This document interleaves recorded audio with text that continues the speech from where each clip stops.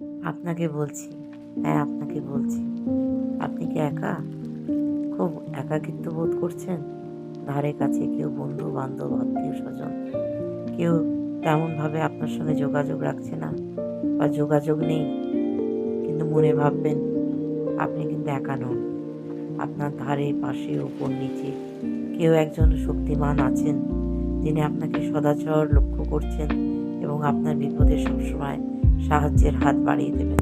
আপনি বিশ্বাস করুন, এটা আমার মিথ্যে কথা নয়।